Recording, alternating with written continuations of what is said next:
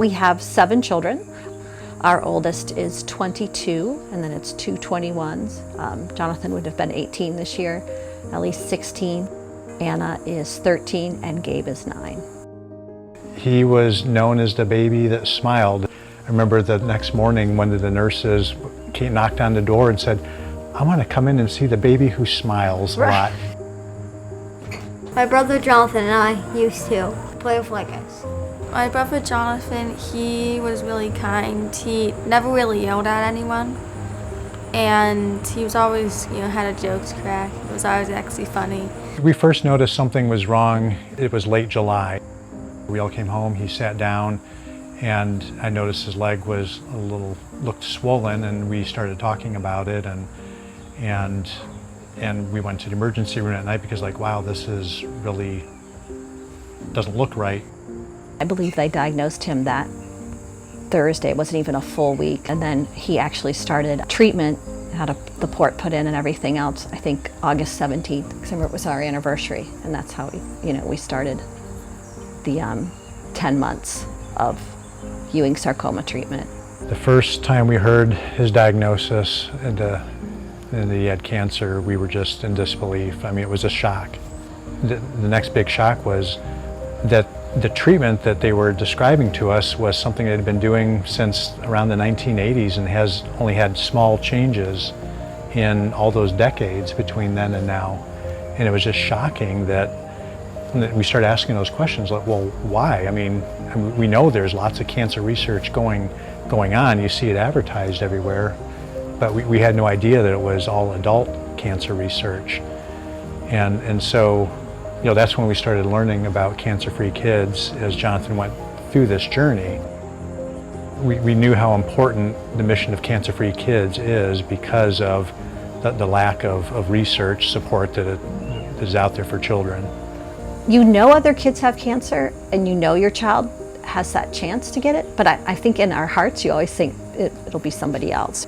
He alternated between 5 straight days of chemo every 2 weeks with a 3-day, then 3 days of chemo. So basically every 2 to 3 weeks he had chemo, and then in between there you stopped and had the big surgery to remove it, because they usually try to remove the tumor if it's possible with Ewing sarcoma. And then the last was his Ewing sarcoma was stage 4, so it had also moved into his lungs, which is kind of the scary part with Ewing's. They did the bone marrow transplant. So what they did is they did a high dose chemo, really wipes you completely out, and then they give you your own stem cells back to recover. And he was very, very sick. Went to the PICU a couple times, but he did recover. He had been released from the bone marrow transplant unit June of 2019, and by August 2019 he had observed another tumor. And so then we were down to just experimental treatments, and we did one, I believe, in September, and that didn't work. And about January we tried one more chemo, and then it was just determined the cancer just basically started, ravaging his body. And at that point it was, we basically stayed in the hospital for his last 7 weeks. He was in the hospital We got a that pass. January of 2020. He got a pass and was transported by the hospital to Night for the Fight. I remember sitting there at Night for the Fight, and you're watching all these kids, who are healthy, and you're watching him, and it was surreal to just. But on the other hand, it was exciting to think how much money they'd raised and how it will make a difference, for other families. Jonathan loved CancerFree Kids and going to events like Night for the Fight and Dinner of the Champions.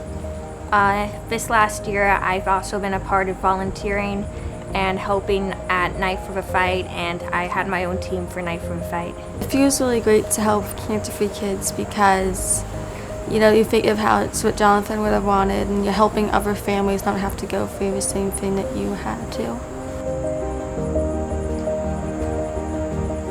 I was 13 years old, and I found a bump on my leg when I was shaving in the shower one day, and thought it was a little weird that it had just appeared and I had never noticed it before. So told my parents, we went to the pediatrician, assured us it was nothing.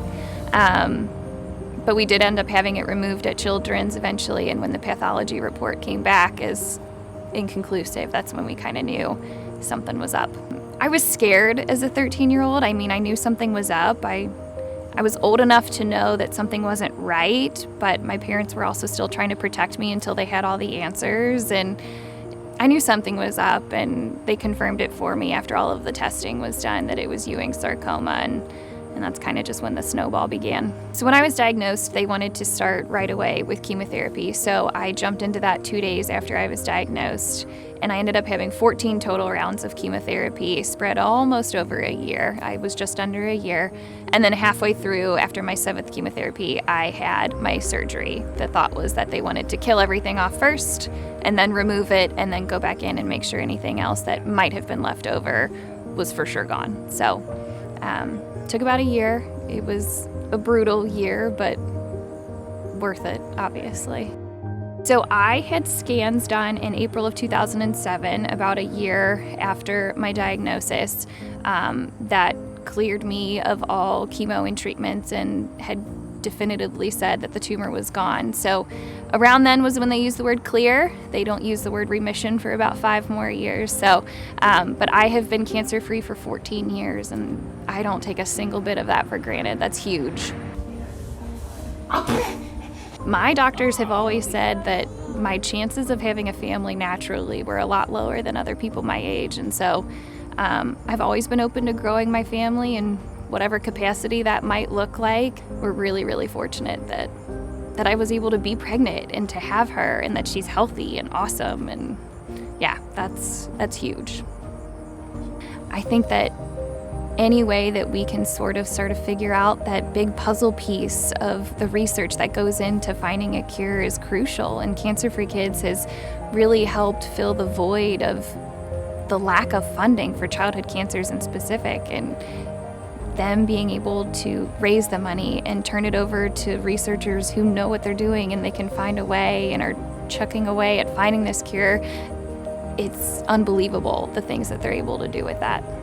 I'm Tim Kripe, the Chief of the Division of Hematology Oncology, Blood and Marrow Transplant at Nationwide Children's Hospital, affiliated with the Ohio State University.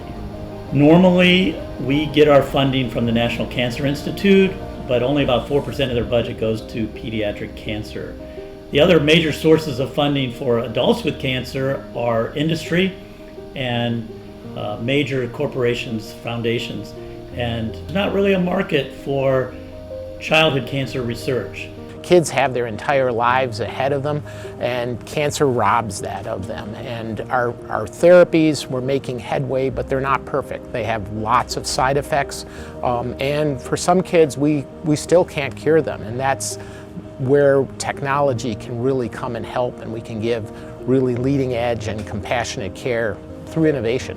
And there's a number of research labs at Nationwide Children's Hospital studying Ewing sarcoma, and some of which have received funding from CancerFree Kids, and they're all studying ways trying to figure out how Ewing sarcoma cells function, what drives them, what are the genes that get turned on or off, what makes them tick.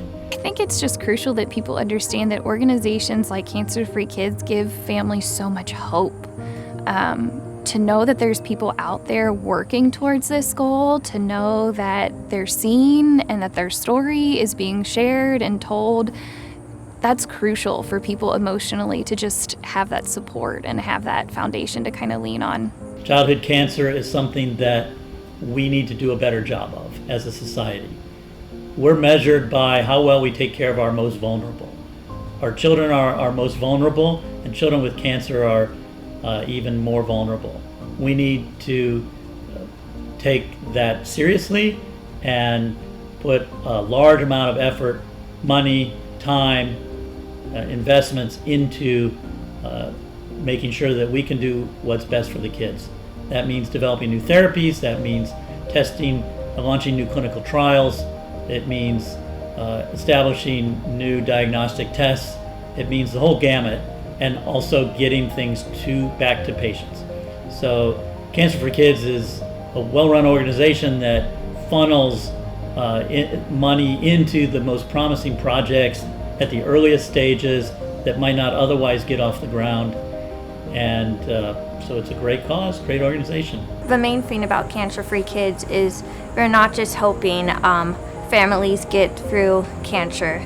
They're trying to help stop cancer, trying to get funding so that there can be more research, so that cancer can be stopped and that there's more treatments available to children.